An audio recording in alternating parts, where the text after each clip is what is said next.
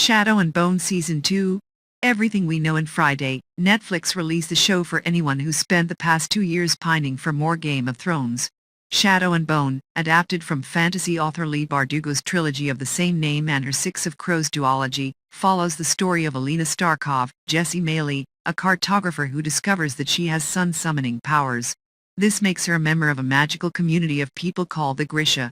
Alina's powers are extremely valuable, and they have the power to completely obliterate the Shadow Fold, a malevolent force filled with monsters, called volcra, that divides her country in half.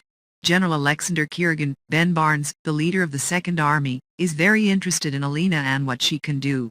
At first, it seems as if he might actually care for her, but anyone who's familiar with villains knows that facade never lasts long. Now, the series has fans enthralled on Netflix, and Bardugo is thrilled with how her books were adapted to TV. It was so emotional, she told Elle.com, of what it felt like to see her work on screen and make an appearance in the series. "I mean, I am an easy crier. The cameo was chosen based on when I was going to be on set and what the schedule was. I got so lucky because I got to be in the scene that I remember writing so clearly. I remember sitting there thinking, okay, what is the choreography of this? How are the Grisha going to enter? Where is everybody in this room?"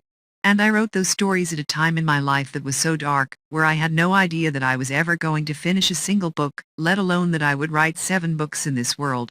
Has the show even been renewed for a second season yet? What's on Netflix is usually the best place to go when you need an answer to this question, and the site says that the fantasy series, created by Eric Heiser, has reportedly already been renewed for a second season.